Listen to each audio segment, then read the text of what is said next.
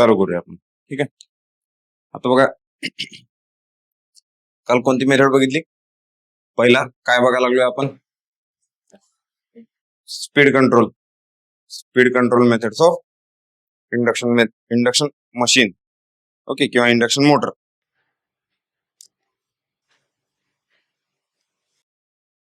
मग speed control मध्ये कोणतं बघितलं? पहिला स्टेटर व्होल्टेज कंट्रोल. ठीक आहे, स्टेटर साइडचे कंट्रोल बघायला लागलोय आपण, त्यात स्टेटर व्होल्टेज कंट्रोल. आता त्यानंतर बघा, आपल्याला बघायचे 2 number pole changing method. Pole changing method. ठीक आहे, म्हणजे काय? आता बघा, स्पीड साठी आपल्याकडे फॉर्म्युला आहे, NS is equal to 120 F by P. NS is equal to 120 F by P. आता या फॉर्म्युल्यामध्ये डिनॉमिनेटरला जो P आहे, पोल, नंबर ऑफ पोल्स, तो जर चेंज केला मी, ठीक आहे, तर काय चेंज होऊ शकते? सिंक्रोनस स्पीडच डायरेक्ट चेंज होणार. ठीक आहे, सिंक्रोनस स्पीड चेंज झाला की रोटर स्पीड तर आपोआप चेंज होणार. मग आता हे बघा, करतोय काय आपण? स्टेटर जो आहे त्याचा, स्टेटर मध्ये 2 or more इंडिपेंडेंट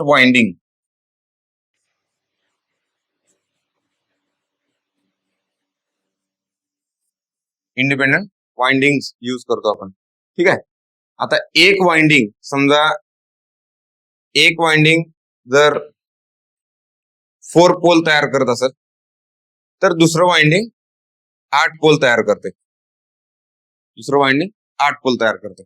म्हणजे याच्यात नंबर ऑफ पोल्स फॉर्मेशनचा जो रेशो असतो तो 2:1, 1:2 असा असतो. म्हणजे काय असतो? 1:2 किंवा 2:1. मग मला सांगा, स्पीडचा पण रेशो काय येणार? स्पीड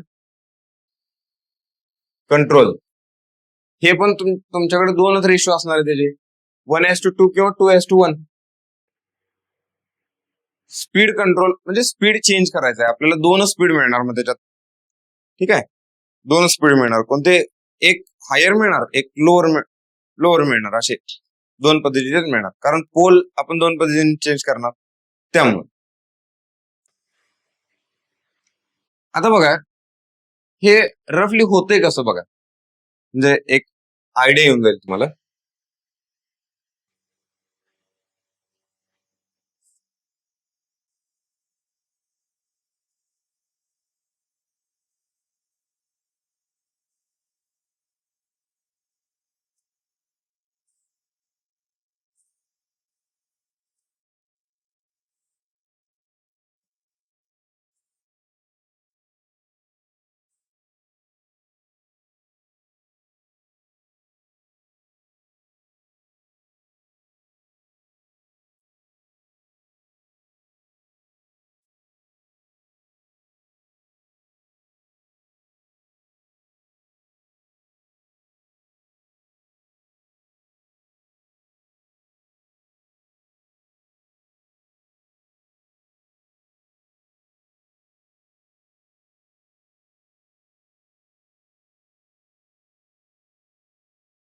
ओके, ठीक आहे. आणि एक घेऊ वाइंडिंगचं कनेक्शन. समजा असं घेतलं आणि ठीक आहे, इथून जर करंट आत सोडला, हा फिरून असा आला खाली, हा यात गेला, हा फिरून इथं आला. येस, हे झालं.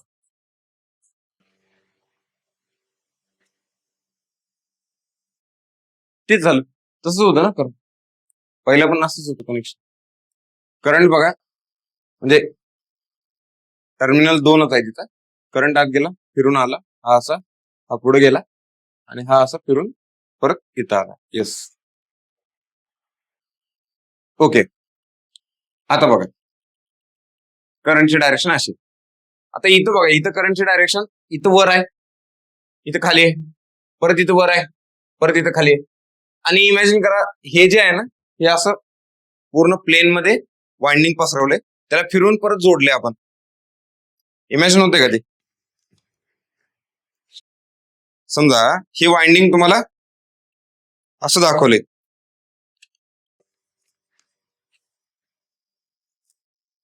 हा समजा हे वाइंडिंग तुम्हाला असं दाखवले, ते फिरून परत इथं जर जोडलं असं, जर जोडलं तर काय होतंय, जे हे वाइंडिंग आहेत हे ज्या कॉईल साइड आहेत त्या कॉईल साइड परत शेजारी शेजारी येतात.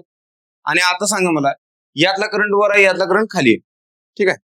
आता आपण असं बघूया. आता मला सांगा, एखाद्या कॉईल मध्ये मी तुम्हाला सांगितलं होतं, आठवून सांगा जरा मला व्यवस्थित. करंट वर आहे, हा करंट खाली आहे, तर कोणता पोल तयार होणार? एन तयार होणार. बघा बरं व्यवस्थित, एन तयार होणार का एस तयार होणार? कोणता पोल तयार होणार? हा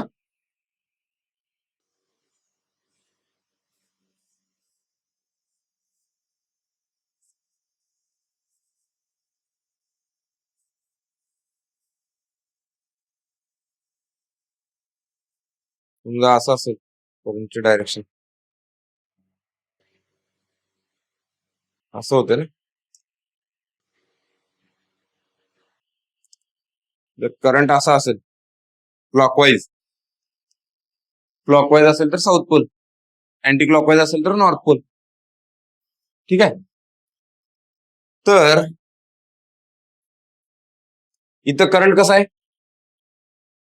क्लॉकवाईज आहे, म्हणजे इथं साऊथ पोल, इथं नॉर्थ पोल, इथं साऊथ पोल, इथं नॉर्थ पोल. परत म्हणजे हे टोकं त्याला जोडलेले आहेत. किती पोल तयार झाले? पोल किती तयार झाले? 4.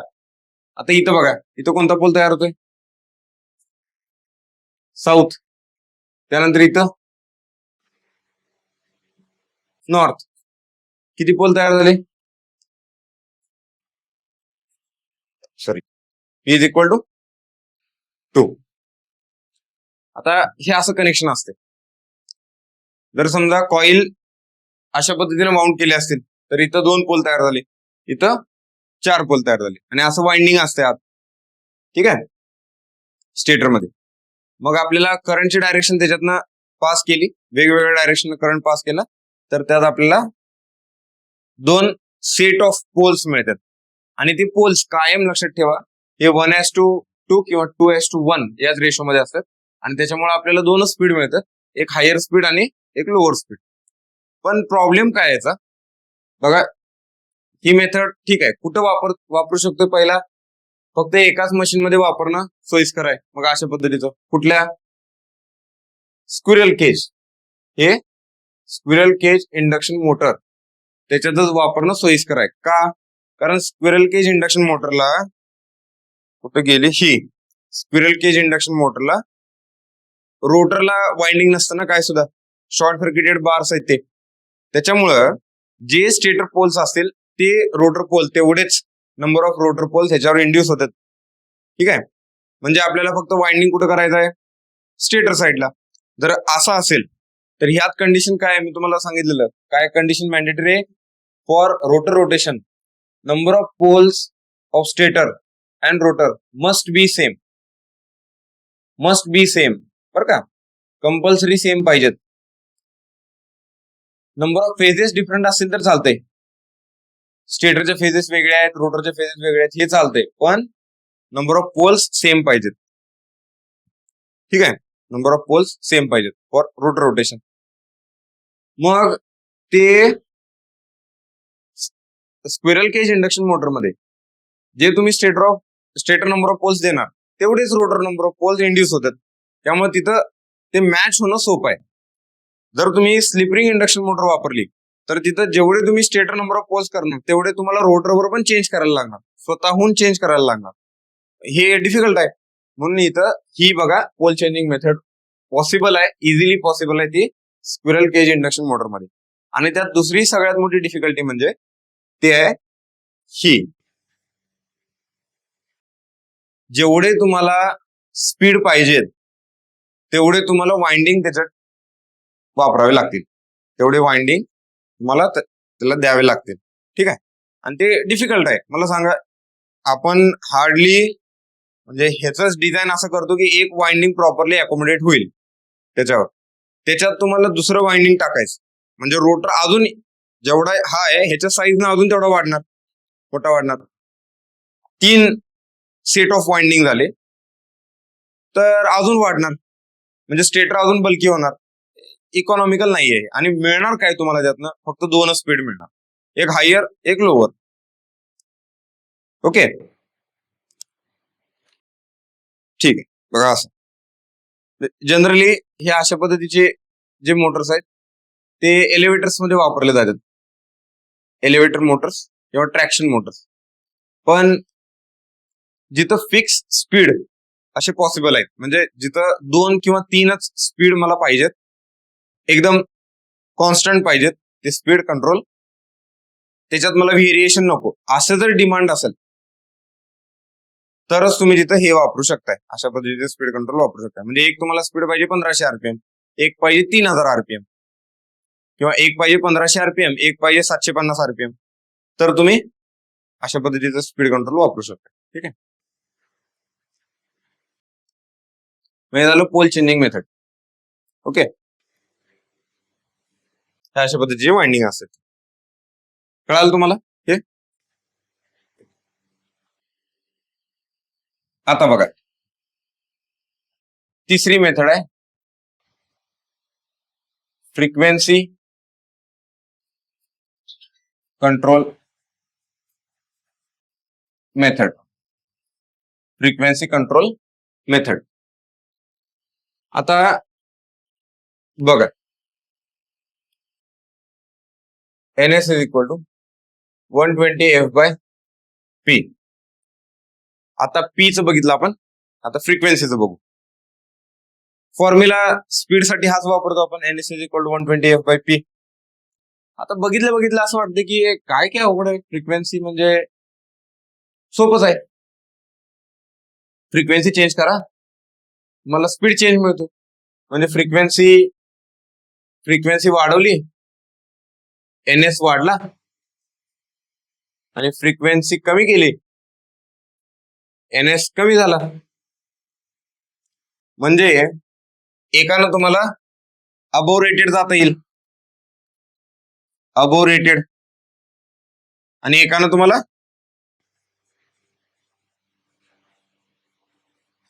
बिलो रेटेड जाता येईल. एवढं सोपं आहे का? हा, फॉर्म्युला बघितला, एक फॉर्म्युला बघितला की वाटतं एवढं सोपं आहे, पण दुसरा फॉर्म्युला बघा, आता तिथं जरा चेंजेस व्हायला चालू होते. ओके, आता बघा पहिला फॉर्म्युला लिहू आपण टॉर्कचा. Torque is equal to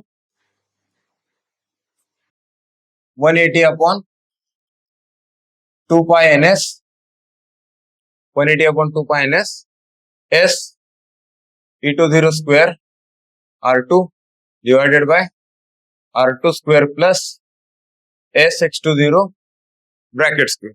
टॉर्कचा formula इथं पण आला परत. त्यानंतर अजून एक फॉर्म्युला तुम्हाला बघायचा आहे, तो म्हणजे कोणता? टॉर्क नंतर, ठीक आहे, टॉर्कचं नेचर तर बघितलं. अजून एक फॉर्म्युला कोणता बघतो आपण? E is equal to 4.44 5mft. 5mft ह्याच्यावरून आपल्याला काय कळते? E म्हणजे V आहे, व्होल्टेज आहे, V/F proportional to phi, V/F proportional to phi. याच्याकडे पण तुमचं लक्ष पाहिजे. ठीक आहे, याच्याकडे पण तुमचं लक्ष पाहिजे. मग बघा काय होतंय.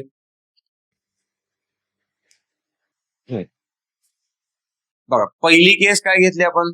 बरं त्याच्या आधी ह्याचं जरा अनालिसिस करू आपण.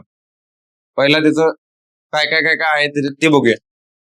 आता बघा टॉर्क टाऊ मॅक्स एक काढतो आपण. टाऊ मॅक्स काय काढला होता आपण. 180 अपॉन 2 पाय NS. टाऊ मॅक्सला काय करतो R2 इज इक्वल टू, याच्यासाठी काय करतो R2 is equal to SX20 टाकतो आपण. R2 is equal to SX20. मग R2 च्या जागी जर SX20 टाकलं या R2 च्या जागी तर बघा काय येते SE20 square SX20 divided by 2 square X20 square. म्हणजे A स्क्वेअर गेलं, हे गेलं X20 तर 1 गेलं. म्हणजे याच्यावरून काय कळालं आपल्याला tau max is equal to 180 upon 2 pi NS into E20 square divided bye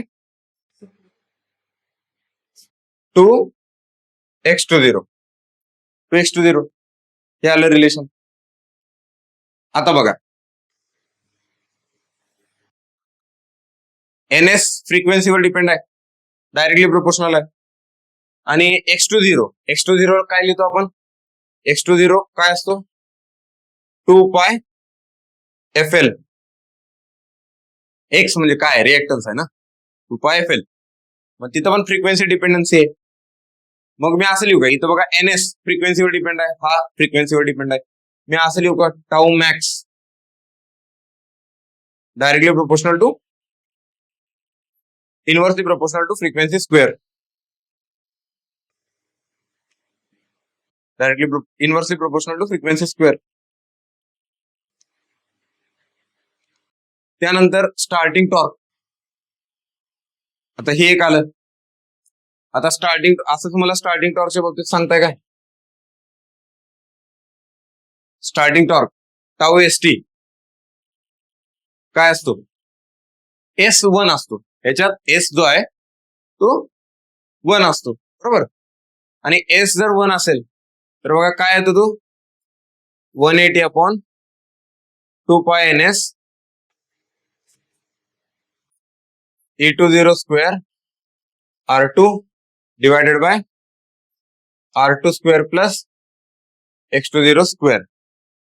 मग जर S1 असेल तर त्यावेळी काय असतं SX20 bracket square much greater than R2 square. आता S1 आहे म्हणजे X20 स्क्वेअर ह्याची व्हॅल्यू R2 च्या तुलनेत फार मोठी असणार. म्हणून आपण अप्रॉक्सिमेशन काय करतो याच्या जागी tau ST 180 upon 2 pi NS into E20 square R2 divided bye X20 square. X20 square हे अप्रॉक्सिमेशन करतोय. समजतंय का नक्की. हा इथं काय आहे मग हे फ्रिक्वेन्सीवर dependent directly proportional to frequency. हा फ्रिक्वेन्सी डिपेंडन्सी आहे याची. मग मी असं लिहू का tau ST directly proportional to inversely proportional to frequency cube. हा फ्रिक्वेन्सी स्क्वेअर आणि हा एक फ्रिक्वेन्सी वाला आहे फ्रिक्वेन्सी क्यूब. हे रिलेशन आले. अजून एक तुम्हाला काय बघायचं आहे, अजून एक बघायचं आहे ते कोणतं स्लीप बद्दल. स्लीपचं आणि फ्रिक्वेन्सीचं काय रिलेशन आहे.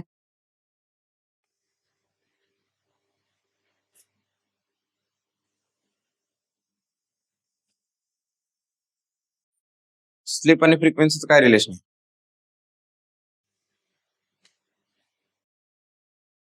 S is equal to NS minus NR upon NS. आता हा जो डिफरन्स आहे ना हा डिफरन्स कॉन्स्टंट राहतो बऱ्यापैकी, न्यूमरेटर कॉन्स्टंट राहतो बऱ्यापैकी. ठीक आहे. मग हा फ्रिक्वेन्सीवर डिपेंड आहे म्हणून मी काय लिहू शकतो इथं S inversely proportional to frequency ठीक आहे, हे रिलेशन मिळालं. आता हे विसरू नका पुढं बघताना. मी समअप करतो बघा काय काय बघायचं आहे आपल्याला. एक पहिला बघितलं आपण V by F proportional to phi. त्यानंतर काय बघितलं, टाऊ मॅक्स प्रपोर्शनल टू 1/एफ square. Tau S T proportional to starting torque 1/एफ क्यूब. आणि स्लीप प्रपोर्शनल टू 1/एफ. हे बघितलं. आता काय करायचं आपल्याला, फ्रिक्वेन्सी पहिला काय बघायला लागलो आपण हे विसरायचं नाही. Correct, frequency control method. Frequency control करून बघायचं. मग फ्रिक्वेन्सी दोन प्रकारे कंट्रोल करू शकतो, एक वाढवू शकतो, एक कमी करू शकतो. पहिला कमी करून बघूया. पहिलं त्यातलं फ्रिक्वेन्सी कमी केली मी. बघा आता काय होते.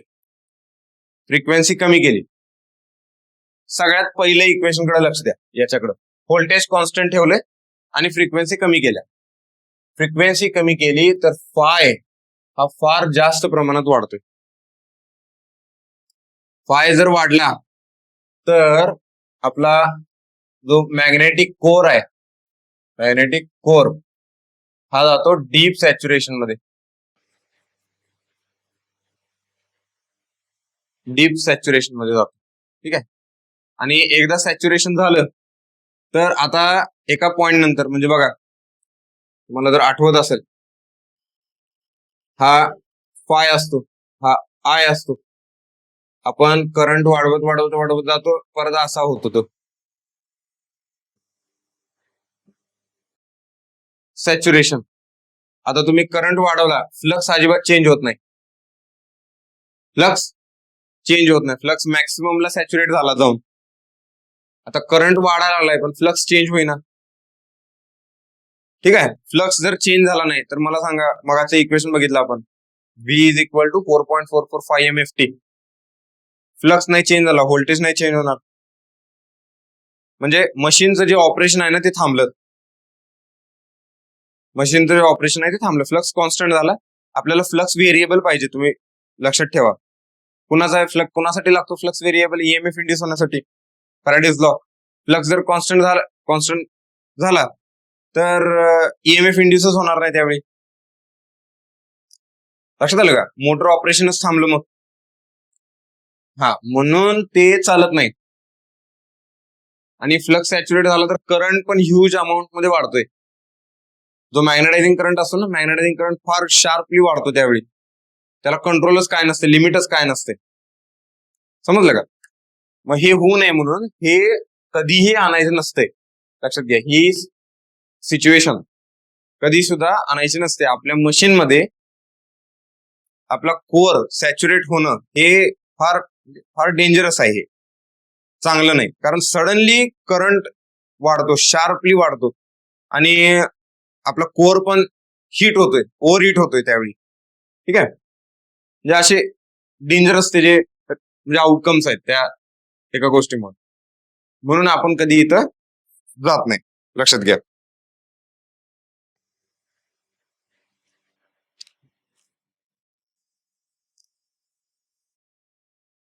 ओके, लक्षात आलं. म्हणजे कोर सॅच्युरेशन मध्ये हा गेला तर जो मॅग्नेटायझिंग करंट आहे, मॅग्नेटायझिंग करंट शार्पली वाढतोय. असे त्याचे कॉन्सिक्वेन्सेस आहेत. आणि हिटिंग फार, रोटर फार हिट होतो त्यावेळी, फार म्हणजे फार हिट होतो. ओके, मग ह्या पहिल्या मेथड मध्ये जर काय जोर नाही. आणि दुसरी गोष्ट, आता काय केलं तुम्ही, फ्रिक्वेन्सी कमी केले. फ्रिक्वेन्सी कमी केले. फ्रिक्वेन्सी कमी केली की तिथं बघा मॅक्सिमम टॉर्क वाढला, स्टार्टिंग टॉर्क वाढला आणि स्लीप पण वाढलं. स्लीप वाढलं तर स्पीड काय होते,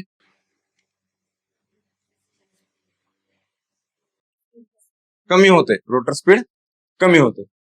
म्हणजे जे बघा आपण काय अपेक्षा केली होती, NS is equal to 120 F by P. Frequency कमी केली तुम्ही, त्याच प्रपोर्शन मध्ये एनएस कमी होणार अशी अपेक्षा होती. पण इथं स्लीप पण कमी होतोय. स्लीप काय होतोय, सॉरी वाढतोय. स्लीप वाढला की अजून स्पीड कमी होते. म्हणजे जी आपली अपेक्षा होती ना की डायरेक्टली तो कमी व्हावा, त्या सेम प्रपोर्शन मध्ये कमी व्हावा, तसं होत नाही. लक्षात येतं का? तशा सेम रिलेशन होत नाही, कारण इथं दोन रिलेशन सापडलेत आपले. एक, जर तुम्ही फ्रिक्वेन्सी कमी केली तर एनएस कमी झालाच, त्याच्यामुळे एनआर पण कमी झाला. पण बघा फ्रिक्वेन्सी कमी झाल्यामुळे स्लीप पण कमी झालाय, सॉरी स्लीप वाढलाय. स्लीप वाढला की अजून एनआर कमी झाला. म्हणजे हे आपल्याला डायरेक्टली तेवढंच पाहिजे तेवढी अपेक्षा होती ना आपली स्मूथली मिळावं, तेवढं मिळत नाही. समजलं? मग आपण दुसऱ्या मेथडला जातो. आता दुसरी मेथड कोणती आहे यातली? फ्रिक्वेन्सी जर दुसरी मेथड आहे फ्रिक्वेन्सी वाढवली. फ्रिक्वेन्सी वाढवली तर काय होतं बघा.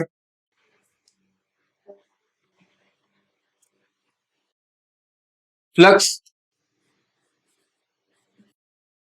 डिक्रीज होते. फ्रिक्वेन्सी वाढवली की फ्लक्स डिक्रीज झाला. फ्लक्स डिक्रीज झाला तर आता कोर मध्ये फ्लक्स नाही, सफिशियंट अमाऊंट ऑफ फ्लक्स नाहीये, त्याच्यामुळे आपला कोर डिमॅग्नेटाइज व्हायचे चान्सेस असतात. हा एक प्रॉब्लेम आहे. दुसरी गोष्ट, टॉर्क सगळे रिड्यूस होतात. टॉर्क पण बघा फ्रिक्वेन्सीच्या स्क्वेअरला इन्व्हर्सली प्रोपोर्शनल आहे. आता तुम्ही फ्रिक्वेन्सी वाढवायला आलाय तर तिथं प्रॉब्लेम काय आहे?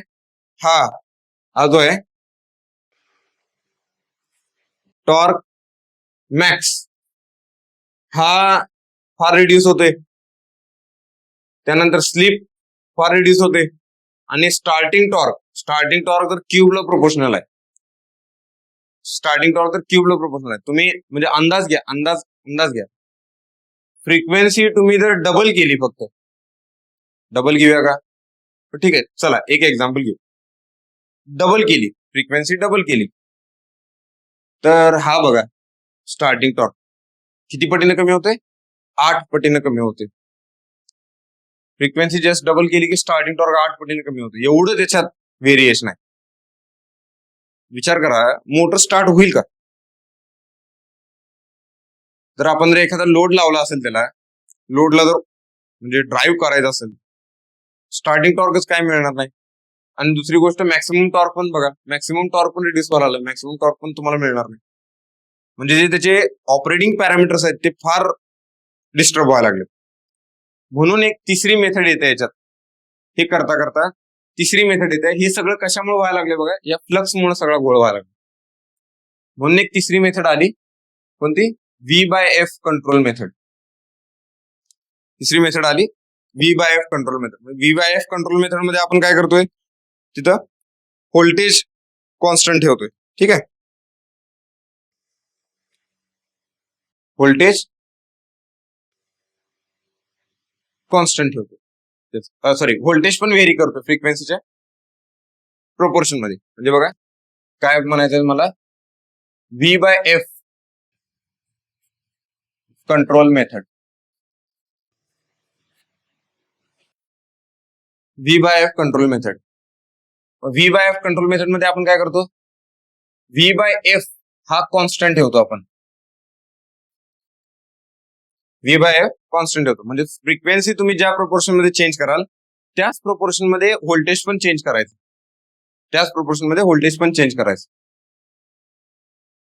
आणि असं केलं तर काय होतंय, फाय कॉन्स्टंट राहतो.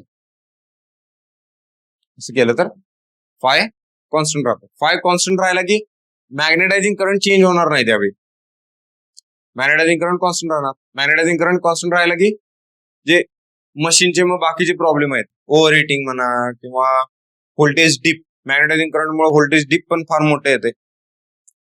हे जे बाकीचे प्रॉब्लेम आहेत ते बाकीचे प्रॉब्लेम इलिमिनेट होतात. समजलं? म्हणून V/F कॉन्स्टंट ठेवायचं आपल्याला तिथं. मग आता V/F जर कॉन्स्टंट ठेवलं तर बघा पुढं काय होतंय ते बघू आपण. टॉर्क चा फॉर्म्युला परत एकदा 180 upon 2 pi ns s e to 0 square r2 divided by r2 square plus s x to 0 bracket square s x to 0 bracket square. आता रनिंग कंडिशनला, नॉर्मल रनिंग कंडिशनला बघा, एस हा काय असतो, नियरली इक्वल टू 0. मग s x two 0 much less than R2. म्हणून मी एक अप्रॉक्सिमेशन काय करतो, कुठं हे रनिंग कंडिशनला,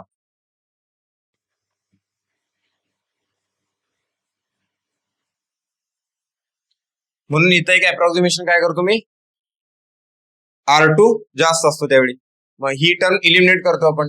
tau is equal to 180 upon 2 pi ns into s. आता बघा, जे e टू 0 आहे तो व्होल्टेजला प्रोपोर्शनल आहे. ठीक आहे, मग ते नंतर लिहू, पहिला e टू 0 लिहू. आता e two 0 square R2 divided by काय येणार, R2 स्क्वेअर. मग हे कॅन्सल झालं, शिल्लक काय राहिले तिथं, R2 फक्त डिनॉमिनेटरला. ते कसं आला कळालं, R2. ओके, आता बघा, मी इथं लिहितो torque proportional to S divided by NS into V1 square divided by R2. R2 जाऊ दे, R2 कॉन्स्टंटच आहे, R2 ला घ्यायलाच नको, म्हणून प्रोपोर्शनल साइन घेतले. जेवढे जेवढे प्रोपोर्शनल आहेत, इम्पॉर्टंट आहेत, तेवढेच लिहिले. आता टाऊ प्रोपोर्शनल टू S काय लिहितो आपण, NS minus NR divided by NS. हे S लिहिलं इंटू 1 अपॉन NS इंटू लिहिलं V1 स्क्वेअर इंटू लिहिलं V1 स्क्वेअर. मग बघा, NS कशाला प्रोपोर्शनल आहे, फ्रिक्वेन्सीला प्रोपोर्शनल आहे. NS is equal to 120f by P, फ्रिक्वेन्सीला प्रोपोर्शनल आहे डायरेक्ट. मग बघा, यातनं एक रिलेशन यायला लागले आता, NS minus NR divided by frequency square into V1 square, V1 square. मग बघा, torque proportional to V by F किंवा V1 बाय F square into NS minus NR, NS minus NR. आता याच्यातनं काय कळालं, जर V बाय F कॉन्स्टंट ठेवला मी, V by F constant ठेवला आणि ही टर्म कॉन्स्टंट, ही टर्म कॉन्स्टंट राहते बरं का, लई ह्या टर्म कडे लई बारकाईने लक्ष द्यायचं आहे असं नाही. ओके, कारण NS चेंज झाला, त्याच प्रोपोर्शन मध्ये, त्याच डिफरन्स मध्ये NR पण चेंज होतोय, त्यामुळे NS मायनस NR जवळपास सेम राहतोय, त्यांना जास्त काही फरक पडत नाही. असं याच्याकडे लक्ष द्या. V बाय F जर कॉन्स्टंट ठेवला मी, टॉर्क कॉन्स्टंट राहतोय. V बाय F जर कॉन्स्टंट ठेवला, टॉर्क कॉन्स्टंट राहतोय. हा ड्राईव्ह कोणता आला मग, constant torque variable power drive. जर मी V बाय F हा जर कॉन्स्टंट ठेवला तर टॉर्क कॉन्स्टंट राहतो, आणि हा ड्राईव्ह काय येतो, कॉन्स्टंट टॉर्क व्हेरिएबल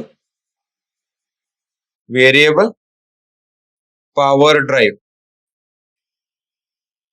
आता कालची डायग्राम आठवून मला सांगा, याचं speed control below rated speed आहे का अबो रेटेड स्पीड आहे. मग हा ड्राईव्ह आला, yes correct, below rated speed.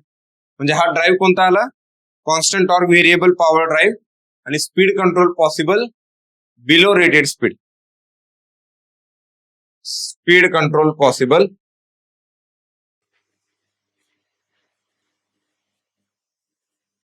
Below rated speed, below rated speed. पण इथं कंडिशन काय आहे, बिलो रेटेड स्पीड मध्ये जाताना व्ही बाय एफ कॉन्स्टंट ठेवायचा. व्ही बाय एफ कॉन्स्टंट ठेवला, टॉर्क कॉन्स्टंट राहतोय. म्हणजे जर समजा आपण आपला जो लोड आहे, लोडला जो रिक्वायर्ड टॉर्क आहे, हे बघा डोक्यात हे ठेवा, लक्षात ठेवा. तुम्ही मोटर ऑपरेट करायला लागला, एखादी इंडस्ट्रीमध्ये मोटर ऑपरेट करायला लागलाय. मोटरचा पर्पज काय असणार आहे की लोड टॉर्क ड्राईव्ह झाला पाहिजे. जो लोड आहे तो ड्राईव्ह झाला पाहिजे. हा याच्यासाठीच घेतो ना आपण मोटर, का खेळायला घेतो तिथं, नुसतं बघायला घेतो नाही ना. मग तिथं सगळ्यात महत्वाचं काय आहे,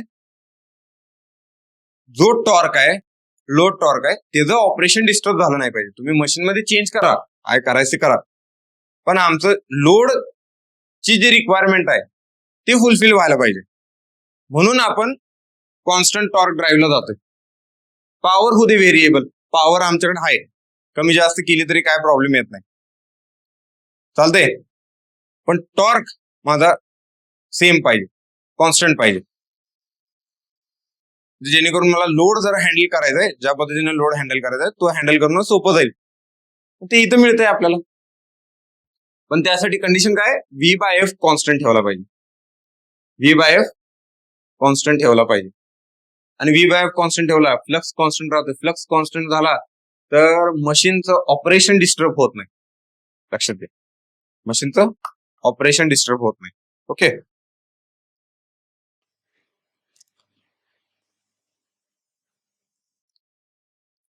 आणि म्हणून याला अजून एक नाव काय पडलं बघा, variable voltage variable frequency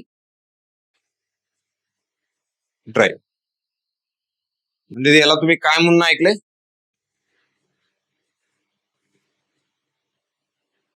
VVVFD. Okay.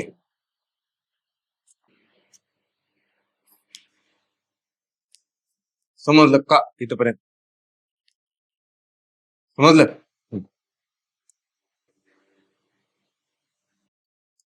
आता बघा V by F control method तर बघितली. आता एक मागा आपण एक बघितलं मेथड,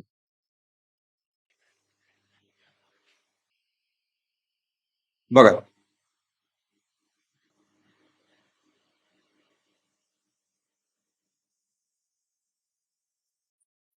आता काय आहे, ह्या मेथडकडे एक लक्ष द्या.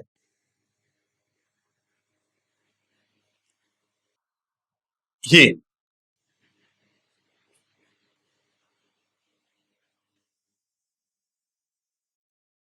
हा फ्रिक्वेन्सी वाढवली, मी फ्रिक्वेन्सी वाढवली तर हे चेंज व्हायला लागले. जर तुमची म्हणजे एवढी रिक्वायरमेंट नाही तिथं टॉर्क रिलेटेड, तुम्ही जर एवढं कॉशियसली लक्ष देणार नसाल, तुमची मेनली रिक्वायरमेंट आहे की तुम्हाला स्पीड हे काय पाहिजे, त्याच्यामुळं कुठं जाणार आहे आपण, फ्रिक्वेन्सी वाढवली की NS वाढणार आहे. म्हणजे तुम्ही याच्यामुळं अबव रेटेड जाऊ शकता ना,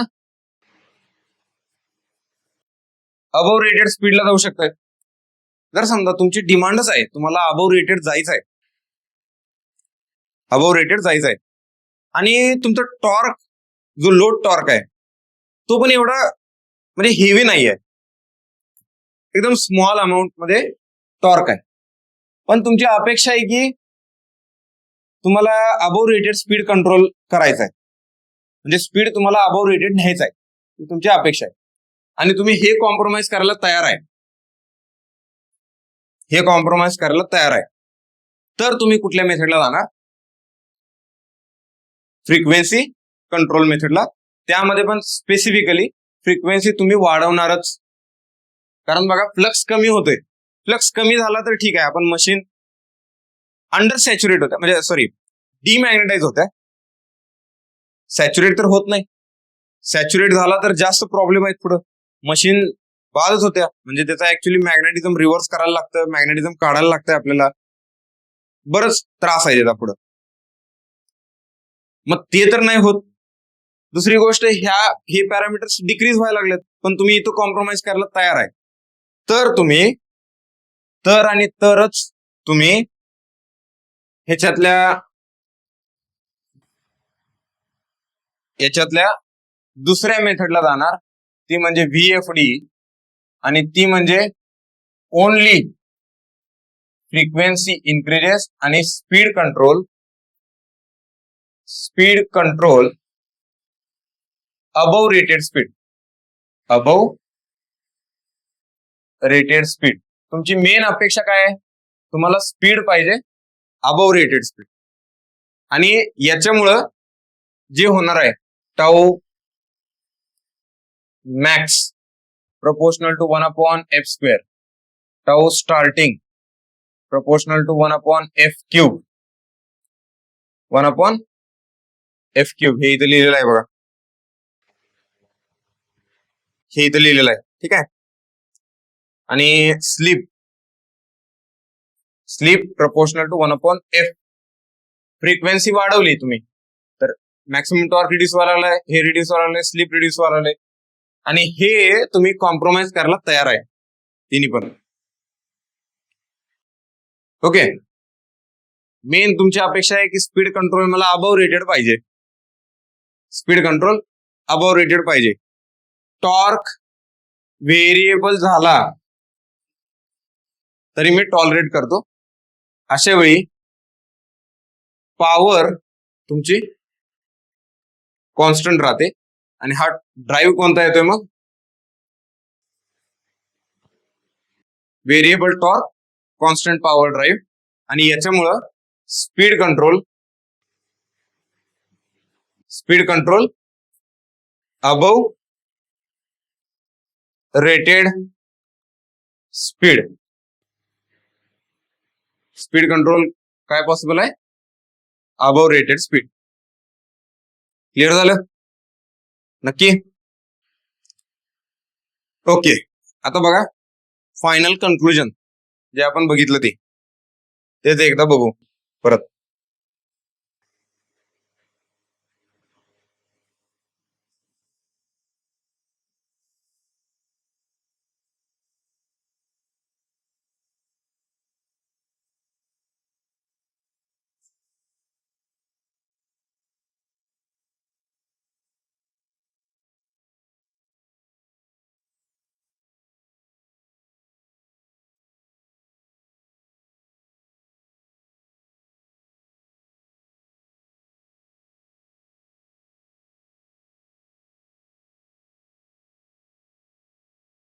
okay,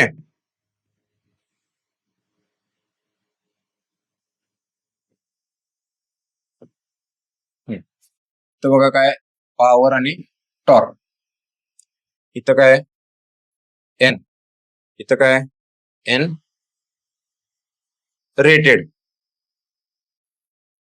above rated,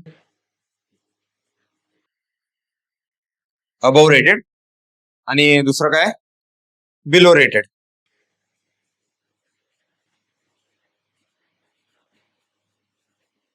above rated आणि बिलो रेटेड. हा काय बघा इथं हे टॉर्क कॉन्स्टंट, इथं P variable, P constant, torque variable, आणि हे काय आपलं कन्क्लुजन.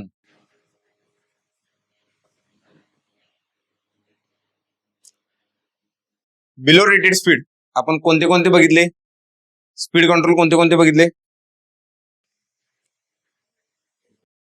व्हेरिएबल व्होल्टेज बघितलं. व्हेरिएबल व्होल्टेज स्पीड कंट्रोल कुठं पॉसिबल आहे? Below rated speed. त्याच्यात पण बिलो रेटेड स्पीडच आहे, म्हणजे व्हेरिएबल व्होल्टेज हे काय यात. त्यानंतर पोल चेंजिंगला काय हे येत नाही, तिथं आपल्याला दोनच स्पीड पॉसिबल आहे, तिथं तुम्ही तसं काय तुम्हाला डिफाईन करता येत नाही. ठीक आहे, मग राहिलं कुठलं? V/F. मग below rated speed V/F method, आणि above rated speed frequency control. Frequency control, more specifically frequency rising method म्हणतो आपण. तिथं फ्रिक्वेन्सी वाढवणारच आहे आणि याला आपण म्हणतो व्हीएफडी. फक्त हा कोणता ड्राईव्ह आहे? व्हीएफडी. आणि हा कोणता ड्राईव्ह आहे? हा व्हीएफडी.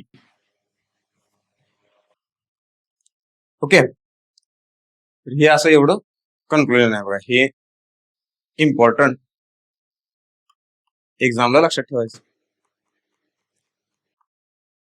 गेटचा अभ्यास करत असाल तर जे इक्वेशन्स बघितले आपण ते इक्वेशन्स बारकाईने लक्षात द्या, म्हणजे लक्षात ठेवा, त्याच्याकडे लक्ष द्यायचं. ते कसे कसे डिराईव्ह झाले, काय झालं, कसं कसं केलं आपण ते बघायचं. त्याच्यावर क्वेश्चन असतात.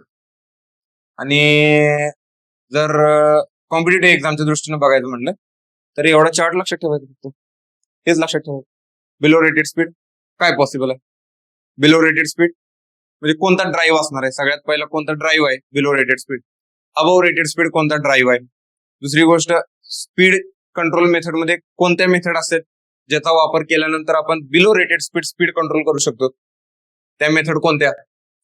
आणि अबव रेटेड स्पीड कोणत्या मेथड युज करू शकतो? अबव रेटेड स्पीडला एकच आहे फक्त, VFD, frequency increasing method. Above rated speed फक्त फ्रिक्वेन्सी वाढवूनच जाऊ शकतो आपण. ठीक आहे, हे असं. आणि एवढं तुम्हाला माहित पाहिजे. फक्त एक गोष्ट लक्षात ठेवा, ह्याच्यात फ्लक्स एक डिक्रीज होतो, हे एक लक्षात ठेवा. फ्लक्स डिक्रीज होतो. ठीक आहे, हा एक पॉइंट आहे. फ्लक्स डिक्रीज झाला तर मॅग्नेटायझिंग करंट थोडासा वाढतो. तिथं मॅग्नेटायझिंग करंट वाढला की पॉवर फॅक्टर पण रिड्यूस होतोय. पॉवर फॅक्टर रिड्यूस होतोय. हे एक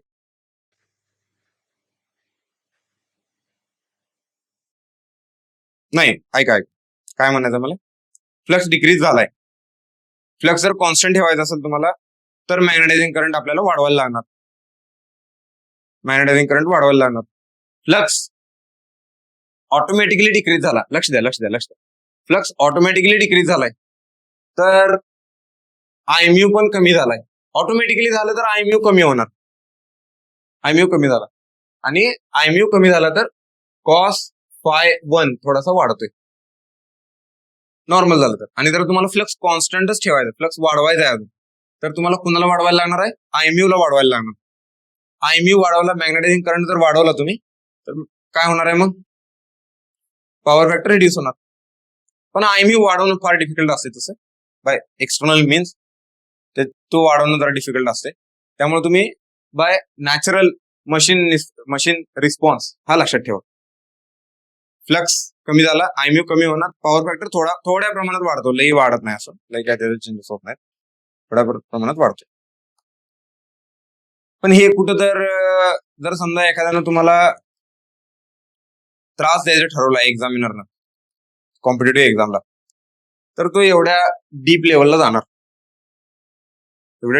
जाणार. काय क्वेश्चन फ्रेम करणार तो?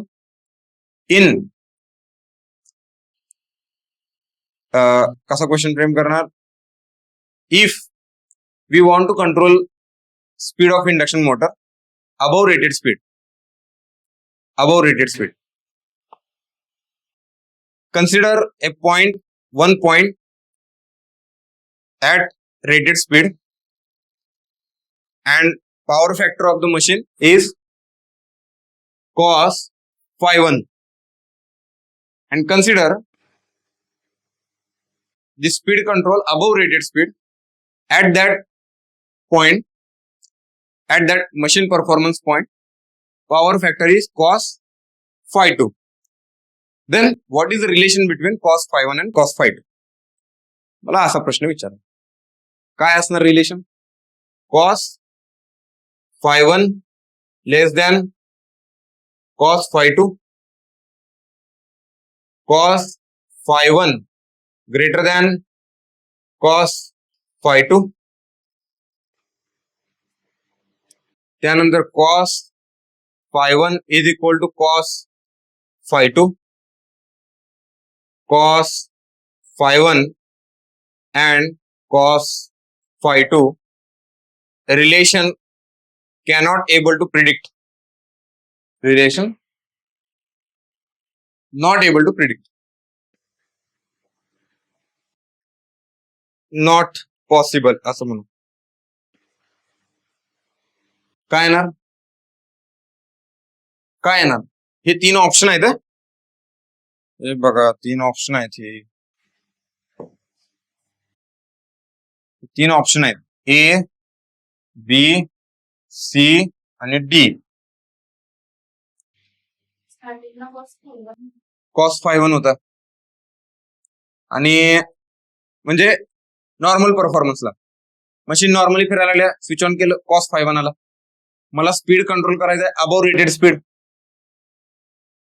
Bye means of VFD drive, by means of VFD drive. Then at particular point above rated speed, what is the power factor of the machine? Cos phi 2. Then the relation between cos phi 1 and cos phi 2 काय असणार? cos phi 2 greater than cos phi 1. असे question frame करू शकतात. आता तुम्हाला सोपं वाटतंय, जरा 4 दिवस जाऊ देत. काय असते म्हणते ते cos phi 1 आणि cos phi 2, इथनं सुरू होत. ठीक आहे, तर चला थांबू आपण इथं.